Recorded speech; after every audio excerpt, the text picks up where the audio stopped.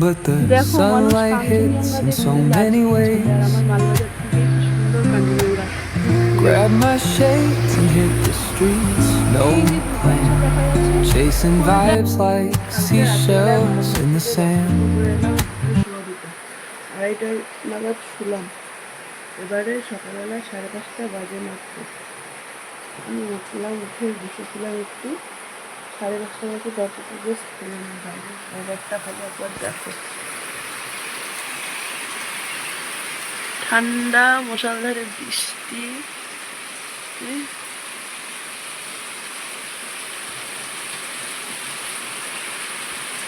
Good morning friends, welcome back to my channel. আশা করি সবাই তোমরা ভালো আছো। সকালবেলা 7:40 বাজে, আজকে একটু লেট হয়ে গেল। মেয়ে আমার রেডি হয়ে তারপরে মেয়ের কফি চেকেছিল, তো করে টুকে গেল এখন ফ্রেশ হয়ে। মাসি ওরা সবাই ঘুমাচ্ছে। চলো চলো চলো মাম চলো। সামনে পাহাড়টা দেখো, আমার আজকে দেরি হয়ে গেছে কিন্তু তাও ভিউটা দেখো, মেঘলা মেঘলা দিনের মধ্যে সুন্দর লাগছে।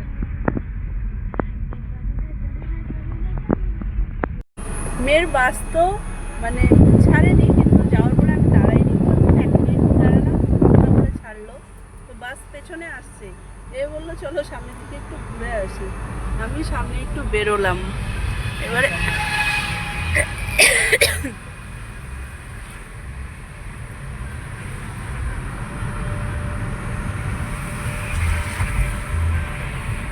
দেখো ওয়েদারটা এত ভালো না,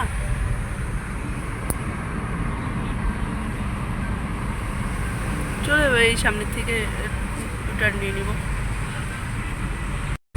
জাস্ট ভিউগুলো দেখো না, আমরা ডামডিম ঢুকে যাচ্ছি।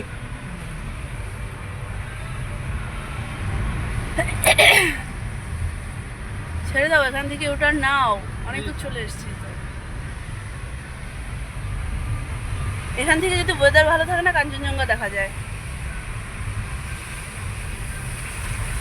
পাহাড়টা খালি দেখো, এটা ওই সাইড থেকে যাওয়ার টাইমে ভিউটা সুন্দর আসবে। এখান থেকে দেখো মেঘ দিয়ে পাহাড়টা এভাবে ঢাকা আছে, যেন বরফ পড়ে আছে। দেখো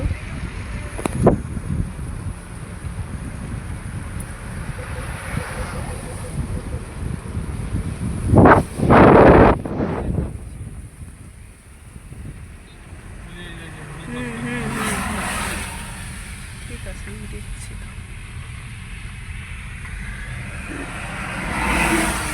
দেখো মেঘ বাস যাচ্ছে, গল্পে মতো না।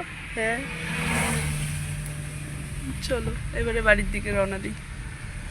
অনেকটা ঘুরে নিলাম সকাল সকাল আজকে আমরা, অনেক ভিউ দেখে নিলাম, অনেক ইসে করে নিলাম, এবারে বাড়ির দিকে যাবো। চলো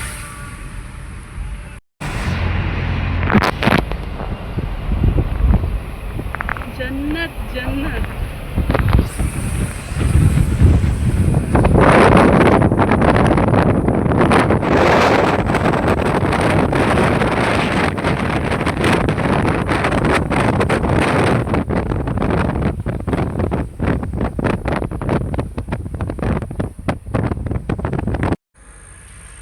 দেখো মানুষ কাঞ্চনজঙ্ঘা দেখতে দার্জিলিং ছোটে, আর আমার মালবাজার থেকে কি সুন্দর কাঞ্চনজঙ্ঘা ভিউ।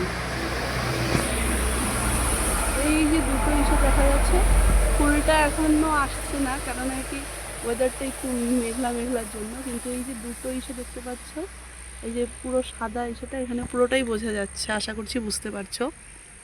দেখো এখান থেকে সুন্দর সকাল সকাল কাঞ্চনজঙ্ঘা দর্শন করে গেলাম। বাঙালির ইমোশন এটা একটা।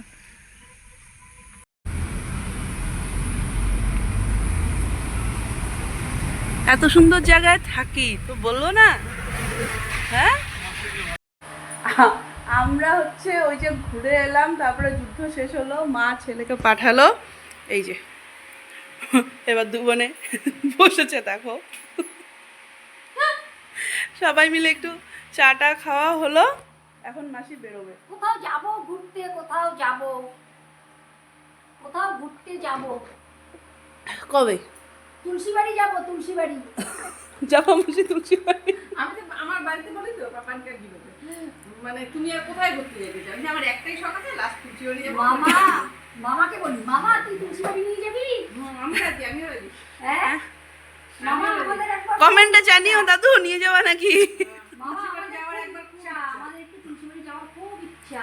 পিকু মামা নিয়ে যেতে পারে, পিকু মামা ব্লগ দেখে, পিকু মামা কিন্তু রিপ্লাই করবে এটা আমি জানি। হয় তপন মামা নিয়ে যাবে, নাহলে শ্যামল মামা নিয়ে যাবে। হ্যাঁ, শ্যামল মামা- তুলসীবাড়ি সবাই মিলে যাবো। হ্যাঁ, হ্যাঁ না সত্যি একবার সবাই মিলে। তুলসীবাড়ি হচ্ছে, দাঁড়াও তুলসীবাড়ি জায়গাটা আগে লোককে বলি, নাহলে ওরা চিনবে না তো জায়গাটা কোথায়।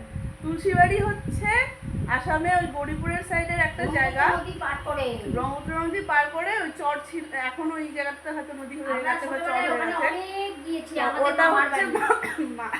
মামাজিদের মামার বাড়ি ছিল ওখানে। তো ওই স্মৃতি মাদের খুব মনে পড়ে। আর ইন্টারেস্টিং হচ্ছে পাপান যখনই বলে মা কোথাও ঘুরতে যাব, মাসি তখনই বলে যা তুলসীবাড়ির দিকে ঘুরে আয়।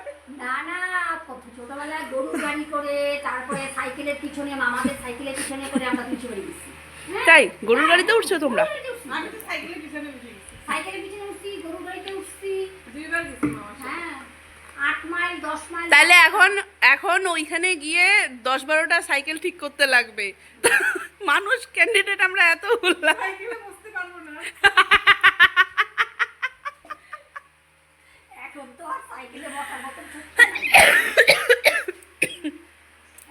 চলো মা ফোন বাজে, চলো টাটা। পাপান কই? এই কেমন উঠলো কি? যাবো, উঠলো না কোথায়? না না আর সাবধানে যাও। হ্যাঁ কেকটা কিন্তু সাবধানে। আমি দেখি আজকে রান্নাঘরে ঠিক আছে, সেই খবর নিচ্ছি কি হচ্ছে আজকে। আর টোটো করে যাচ্ছি, ট্রেন পেয়েছে আবার ইসে করে।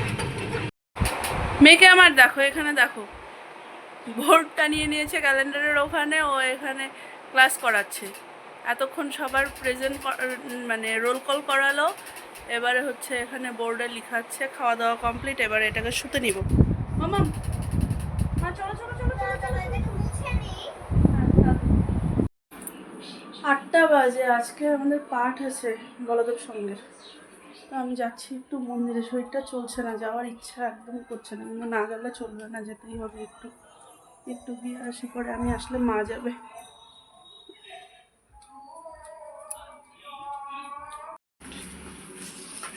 নটা বাজে, আমি পাঠের থেকে তো চলে এলাম, কীর্তন শেষ হলো, আমি এখন বাড়ি ঢুকবো, মা যাবে। আর এদিক দিয়ে আমি মেয়েকে নিয়ে যাই, একবারে মেয়েরকে নেওয়া হয়নি, অন্ধকার।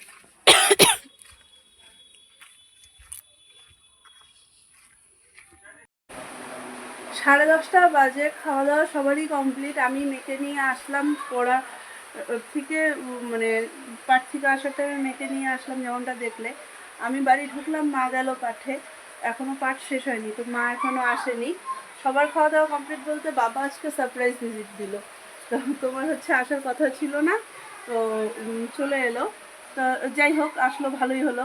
তো বাবা, ছেলে, মেয়ে সবার খাওয়া দাওয়া কমপ্লিট। এবার হচ্ছে মা আসলে পরে আমি খাবো। আর হচ্ছে যেই কথাটা না বললেই নয়, যে আজকে তোমাদের ভালোবাসা না থাকলে, এই সাপোর্টটা না পেলে আজকে এখানটাতে ইসে হতো না।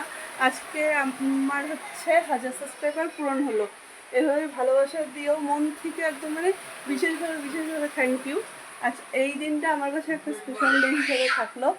ওই যে ওঘরে দেখোর বাবার সাথে শুরু করেছে টিভি দেখা নিয়ে, একটু পরে শুনে বললাম, আমি হচ্ছে টিভি দেখি, ওর বাবা মনে হয় খাপাচ্ছে। হ্যাঁ, তো যে কথাটা বলছিলাম, ওর বাবার সাথে ওই টিভি চ্যানেল নিয়ে লেগেছিলো। তো আজকে তোমাদের ভালোবাসা না থাকলে এই জায়গাটা ইসে হতো না। এভাবেই ভালোবাসা দিয়ে যেও, সাপোর্ট করে যেও। তোমাদের সাপোর্ট আর ভালোবাসা ছাড়া তো সম্ভব না। তো তোমার হচ্ছে আরও চেষ্টা করবো ব্লগটাকে আর একটু ভালোভাবে কাজ করার, ব্লগের ওপরে। আর বাকি মা আসুক। আজকে আমার 1000 সাবস্ক্রাইবার পূরণ হলো। এই সাথে কিছু বলতে চাও? অসংখ্য ধন্যবাদ। অবশ্যই অবশ্যই। চলো মা আসুক, তারপরে খাওয়া দাওয়া করবো।